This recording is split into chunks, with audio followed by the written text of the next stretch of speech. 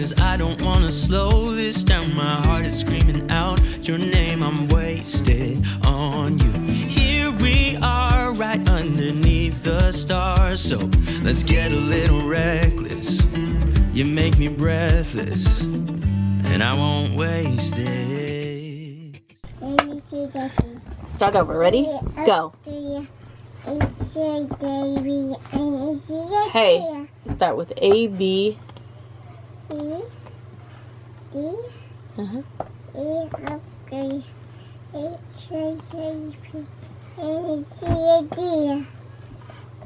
A, B, C, D, E, F, G, H, I, J, K, L, M, N, O, P, Q, R, S, T, U, V, W, X, Z. Say it again. Hi guys, and welcome to today's vlog. So, it's 4:42. I'm downstairs. I'm getting ready to do some work, and I'm trying to get 5 orders, 6, 7. Okay, I'm trying to get a lot of orders done so I can take probably tomorrow. Okay, the plan right now is if I can get everything done, I want to take tomorrow off, and I want to take, sorry, my machines are behind me starting up, and I want to take, well, I'm going to take Saturday off because that is the day of Journey's party, and then I'll probably work Sunday. So I'm just trying to get caught up where I won't have any orders. Normally I will work on a Friday night, not all the time, but usually I will work on a Friday night and then get some more orders out on Saturday. But what I usually tell people is that I just don't ship on Saturdays, just because you never know people messaging me, and I hate to leave packages on a Saturday. Like, let's say if we leave somewhere and go somewhere in the morning, I hate to leave packages out on my porch, just in case. You never know, you know, someone might come over and steal them, and that's, you know, all my work down the tubes. Anyway, I am cutting out a Scooby-Doo on a iron-on design. So I get a lot of questions about these, which I don't know why, because I don't think they're not like embroidery, you know what I mean? It's not like they're just I added a number, so I just used the font that is on Microsoft Word. I think that's what I use. I could be wrong, but it was on my computer, and that's the version I use. And I've just, the way I work is that I will make something work for me, if that makes sense. It might, let me close this. She's fallen asleep watching Doc make stuff, and she's actually already asleep. But so the version that I use, I've worked with it, and I made it so it works for me, if that makes sense. There's probably easier ways to work them. There's probably easier ways to do them, but the way I've kind of taught myself to use it works for me, if that makes, I'm probably not making any sense to anybody else. But it's the same thing when you do embroidery. It's like if you have a machine or something, and you know, okay, let's say, for instance, none of my machines are like this, but let's say you had a machine, you bought it, and needle number 16 don't work good. So you learn to kind of work around that. So you think, okay, well, what's the least color that, what's the color that I use the least? And so you make it kind of work in your favor, I guess. So the same thing goes with this.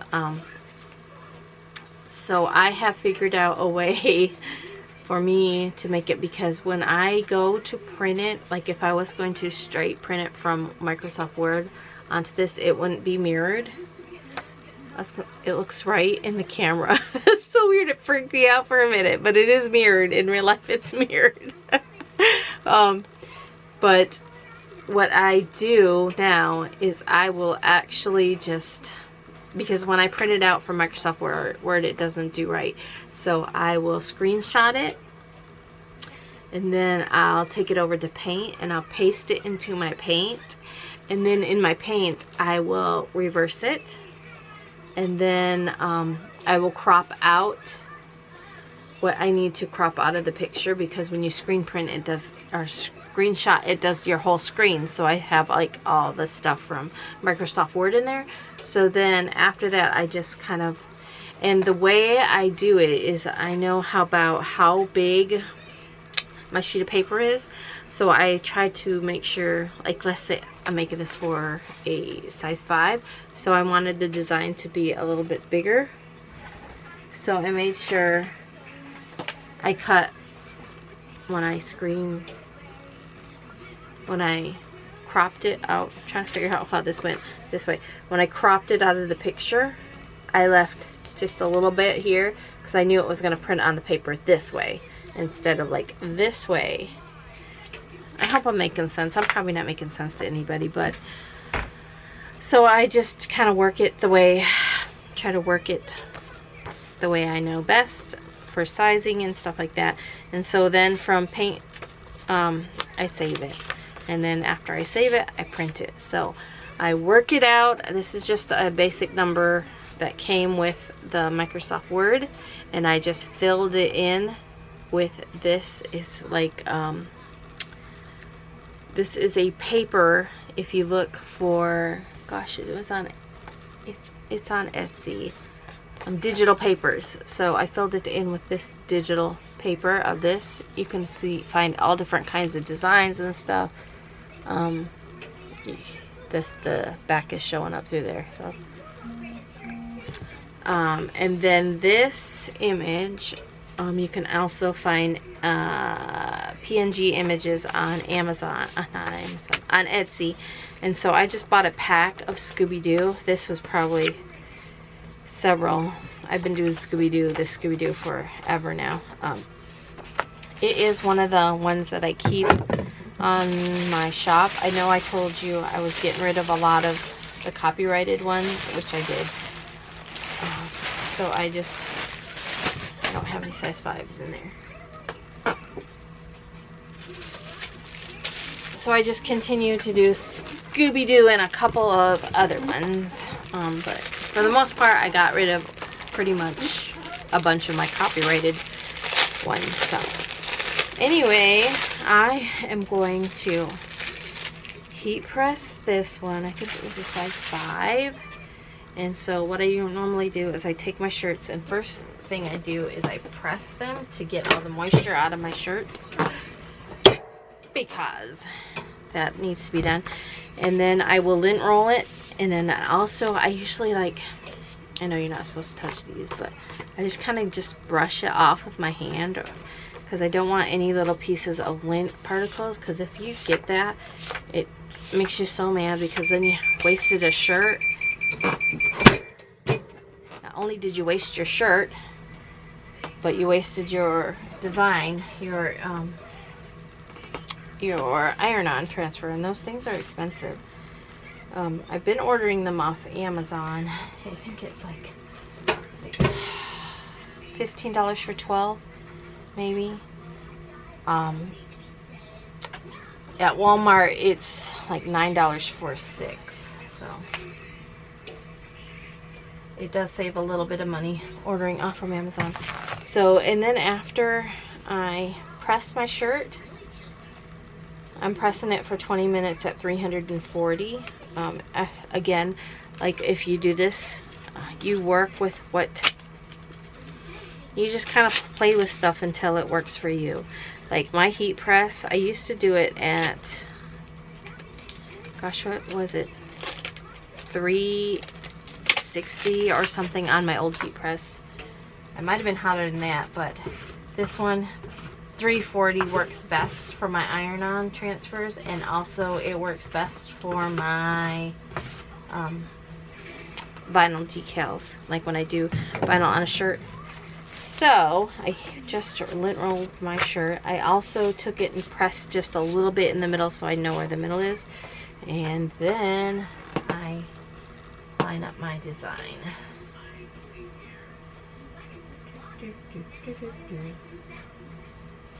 I just eyeball it until it looks good to me.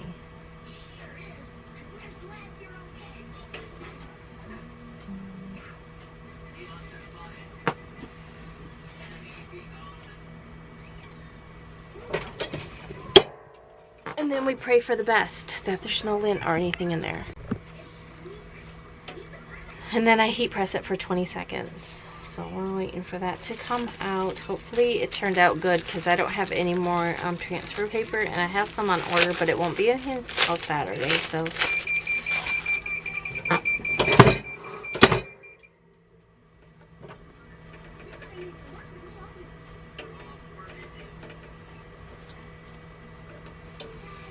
okay, so here it is. I went ahead and turned my temperature down on my machine because this was the only heat press that I have to do. Then I let it cool, and then I peel it off. And then I already made the tutu for this one, and I think I have all the hair bow parts. This is actually a set with the shirt, the tutu, and the hair bow. And I think I just have to put the parts of the hair bow together. Unless I already made one, I don't know. Sometimes I like to pre-make a lot of hair bows, so that way when I do get an order, I won't have to worry about that. So let me go ahead and peel this one. I don't know why this one looks a little bit different to me.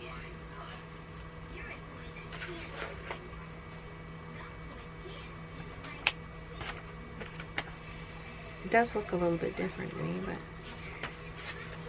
maybe it's just my eyes. So here it is, and there's no fuzz. Sometimes you can get fuzz caught underneath there, but there's no fuzz or anything under there. It turned out really nice. So this is the Avery for white t-shirts. That's the one I use. And I like it because once it's like on there, you really can't tell like where. You can tell in the light, in the lighting, when I shine the light on it. But if you just look at it with your eyes, it looks good. It don't look like a sticker. So I'm pretty sure it was size 5. I hope it was size 5. Normally I double check these things, like when before I start a design, and then after I start the design, I always make sure. So that one will be ready to go out tomorrow. And now, yeah. Let me get some work done. Hi, it's me again. I'm just kidding.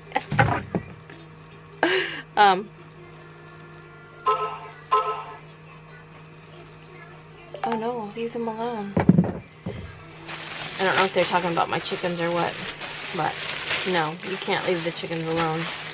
They peck the eyes out. Maybe they didn't watch that video. Anyway, I did get a Blanks Boutique order in.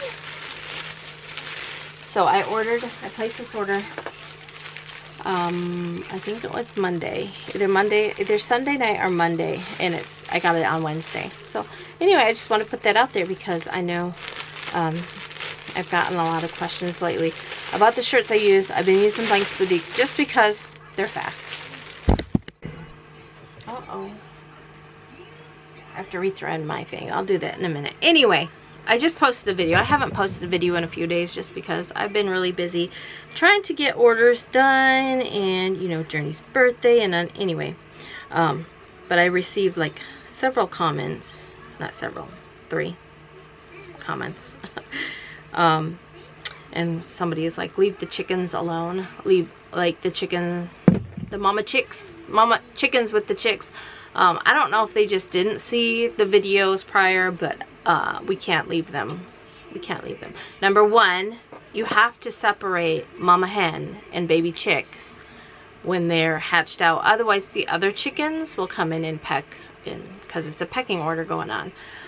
These are my first chickens, so of course I don't know everything, but I do try to educate myself. and I, I take notice of what's going on in my particular chicken coop. Not all chicken coops are the same. Not all chickens are the same. All chickens have personalities. I don't know how many people know that, but they do. They actually, honestly, really have their own unique personality.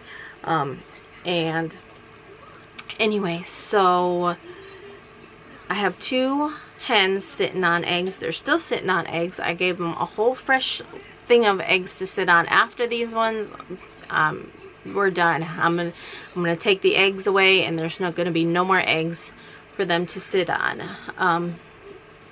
We've got 4 chicks out of this. They laid on like 30 something eggs in the beginning. Some of them got stepped on, some of them Journey actually dropped one, but it wasn't even developed or anything, so yeah. And the chicks, we left her with the babies that have hatched out. There was 2 of them. The first 2 that hatched out, they hatched out, and we left them out there, and then we took a picture of them, and then we just left them with her, and we closed off the chicken coop so no one could go in there, and it was just them. Made sure they had food and water in there.